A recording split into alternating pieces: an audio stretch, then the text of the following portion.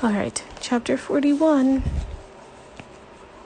On a sheet of paper found, oddly enough, in the medicine cabinet in his apartment, Izzy has left instructions in his rather stiff, ornate handwriting about his death.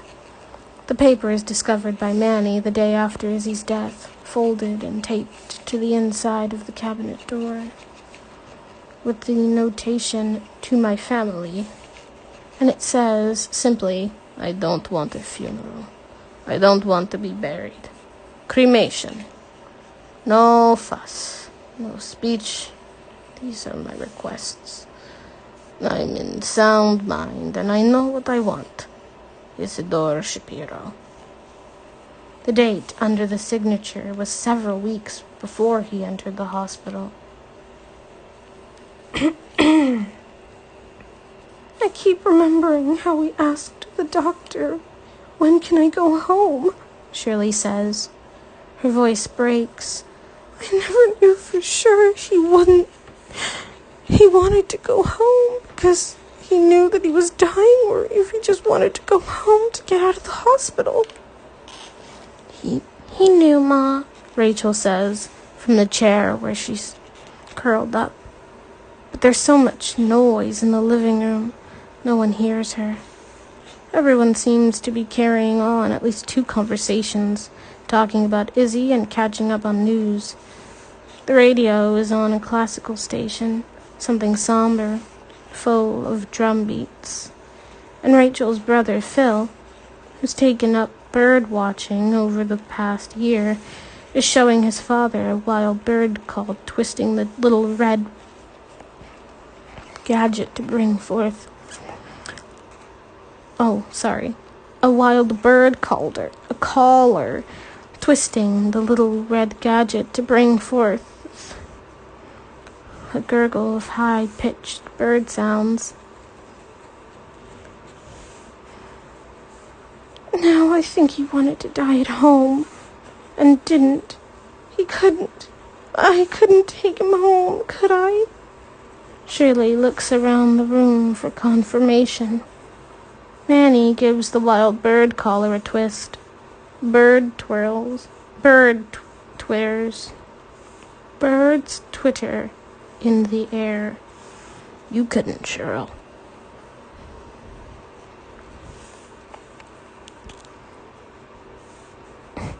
Maybe he still thought he really would get to be at home, Grandmother, MB says. She and Phil had flown in the night before from Spokane. Don't be sad. Sitting on the arm of the couch,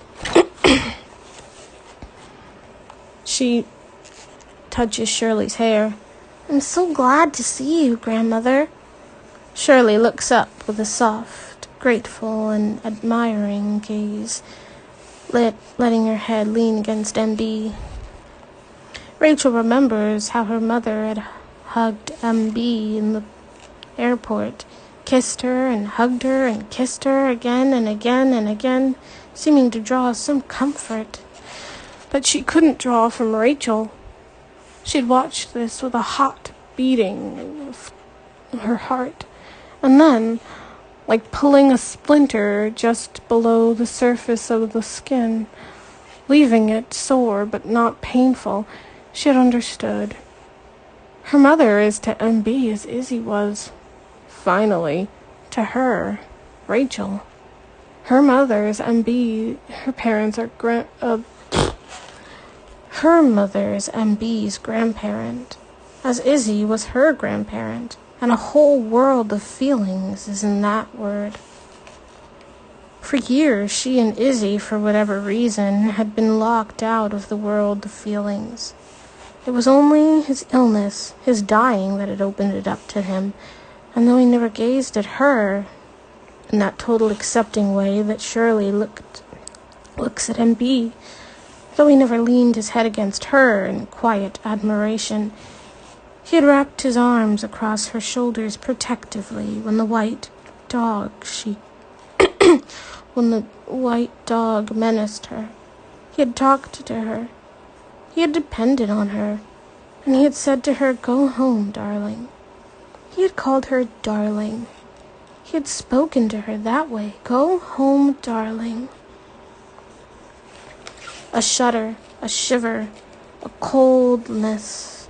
Then a sensation of warmth passes through Rachel. Memories of her grandfather rise up in her mind. Aha, aha, aha, as he won the game of Scrabble, breaking eggs into a bowl. The secret is adding a bit of water. Bending over the stone wall. You see this stone wall? Straight as the day it was done. And then other images and words, gleaming like bits of colored glass underwater. The truth. Just tell me the truth. Do they have a name for this disease? I went in swimming every day, hoping to meet her. Licorice. I like anything licorice. That night, Rachel and MB stay up late talking. I'm really sorry to lose my great-grandfather, MB says, leaning on her elbow. But I hardly knew him. It was always once a year, just me and Daddy and Grandmother going over up for a visit in the afternoon. Anyway, he wasn't easy to know, Rachel says. Even if you lived here, you wouldn't really see him. And not all the way across the country. Yeah, he seems to be different from Daddy and Grandfather. You were kind of quiet today, but calm. I don't think you're all that quiet.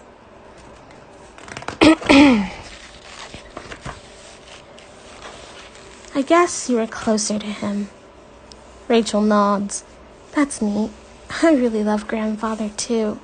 He's sweet, you know? Uh-huh. Grandmother said great-grandfather was sick, just for a couple of months. My other grandmother, my mom's mom, was incredibly sick for a whole year with some sort of kidney thing. Then she got better. 2 months doesn't seem very long for someone as old as great-grandfather to be sick before they die. It was long enough, Rachel says. And maybe she's a little It was long enough, Rachel says, and maybe she was a little sharp, because MB leans across the space between their two beds and says, Hey, Rachel. Hey, Auntie. I'm sorry. I didn't mean anything by it. That's okay. Rachel pulls up the covers and then, hearing her breath, remembers Izzy's struggles to breathe. And their walks, and his last day in the hospital.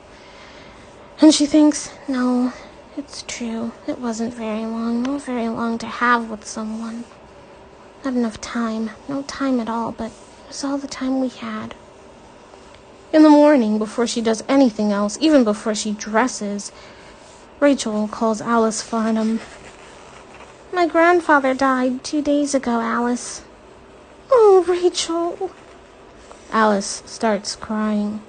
Her tears, like little bullets, shatter Rachel's fragile calm. She feels a fierce and sudden push of resentment at Alice's easy sympathy, her quick sorrow. Don't you dare cry, Alice. You hardly knew him. Alice, come see me, won't you? Oh, oops. Rachel, come see me, won't you? Let's not lose touch. Yes. Rachel, I mean it. I'll call you. Thank you. I'll call you too.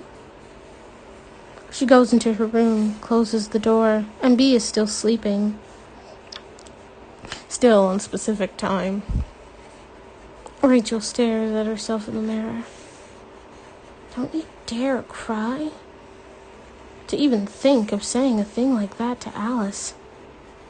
She gathers up her clothes, walks down the hall to the bathroom. In the shower, she shampoos her hair, driving her hands into her scalp. At least I thought it. I didn't say it, she tells herself. She stands in the shower with her face raised, receiving cold water, half a blessing, half a curse.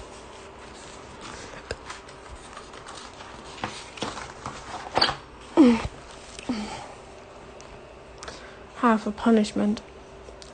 In the days since Izzy died, she has been like this, balancing between extremes. Tears at one moment, absolute calm at the next. She is like someone's crossing of a rushing stream, precariously balancing on a log thrown across the treacherous water. After breakfast, she and her mother drive to the airport to pick up Jeremy. Seeing him come down the stairs and push through the glass door, Rachel's first impression is that he's exactly the same as when she last saw him. The beard, the dark eyes, the quick, jaunty walk, and that he's even wearing the same faded jeans and the same black t-shirt. Then, as he gets closer, she sees that he's put on a little weight, that there are faint, fine lines, like the marks of tiny seashells beneath his eyes. Rachel, Mom, hey. Double-barrel welcome. He puts out his arms, hugs them both at the same time. You guys look good. Only a sudden, deep flush of blood into his cheeks shows his emotion. On the way home, he sits in the front seat next to Shirley, glancing back at Rachel now and then with a smile. Shirley, who usually drives sedately and well, sends the car hurtling forward, then slowing down so much a car in the back of them will give a loud, jeering horn. I shouldn't be driving. I'm too excited, she says, looking at Jeremy, then back to the road. I can hardly believe you're here, sweetheart. And our family's all together again. And for the first time, I don't know for how long, because of Grandpa. Yeah, Jeremy says. It's ironic, isn't it? He turns around to Rachel. His smile is an invitation to talk. And Rachel wants to respond, wants to say something about Izzy, something real about his death. Maybe about the dizzying amount of sheer busyness that he followed it with.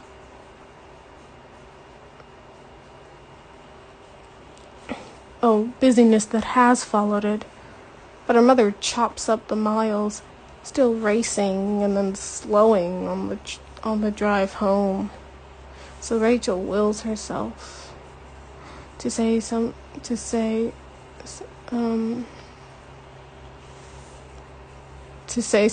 but the memory of all the letters that she's written to Jeremy, all the feelings she's poured out in their raw state to this brother she hardly knows, it keeps her shy and silent. She barely speaks, either then or later, just looks at Jeremy, looks and wonders. At lunch, the voices around the table rise and fall. Food is passed, and Rachel, looking around, counts everyone off in her mind. Ma, Daddy, Phil, MB, Jeremy. Adds herself, Rachel. Thinks, my family. And for the first moment since her grandfather's death, feels happiness. When she grew up, even though she grew up without her brothers and so presumably couldn't miss what she didn't have,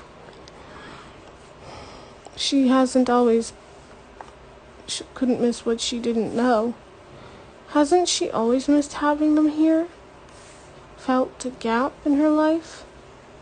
in the same way in which, without knowing him, she missed being part of that grandpa's life. Excuse me. If your mother and brother were here, Shirley says to MB, repeating the comment she made in the car, our whole family would be together. It's almost the whole family anyway. All together for the first time in years. And I think it's wonderful. And I say, let's all thank Grandpa, Jeremy says. Shirley blushes. No, I didn't mean that. And suddenly she starts to cry. Damn it, lay off her, Phil says to his brother. Man, what did I do? Jeremy puts his arm around Shirley. Sorry, Ma. I didn't mean... It's all right. She pats his arm. I'm weepy. She wipes her eyes on her napkin. Go on, everybody. Go on eating. I'm fine.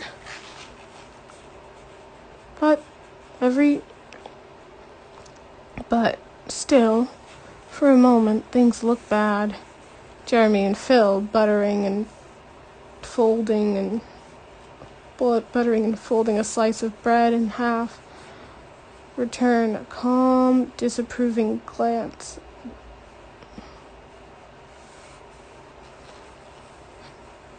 What's the matter, brother? Then Manny steps in. You two boys, please. Boys, MB exclaims. Boys! And the tension breaks. Everyone laughs. And Jeremy playfully slaps Phil's outstretched hand. But Rachel leaves the table. As suddenly as counting her family at the table had made her feel happy, the sudden flare-up of tempers has made her unhappy. She's like a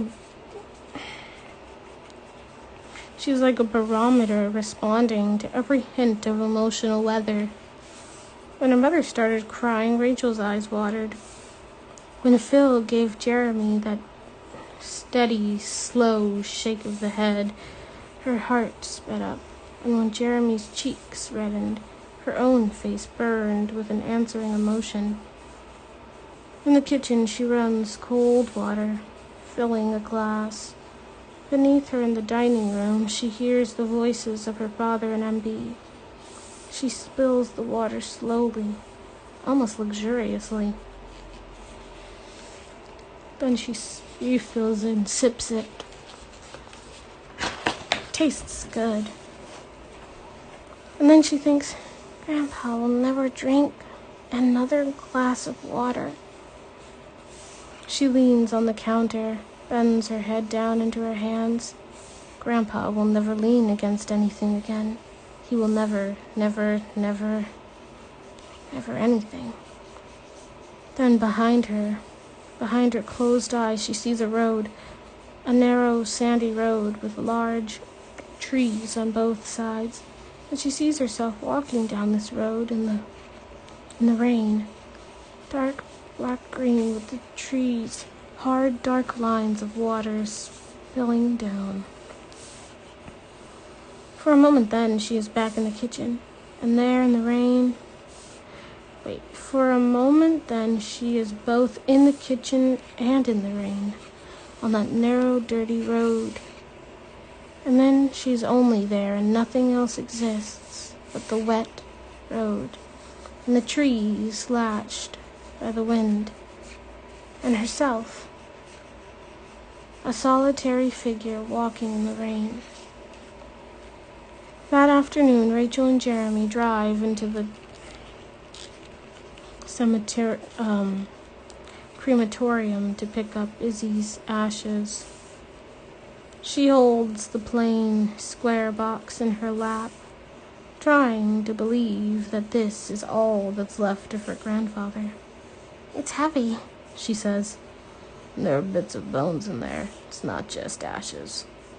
God! I know.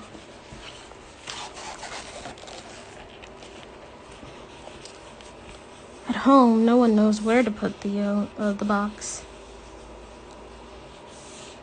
Should I put it on your desk, Daddy? Rachel says. Manny blinks and then blanches. No. I don't like that. I don't like the idea of Izzy in there. So that's all there is left. Dad. Phil says, it's not Grandpa. He's on the couch reading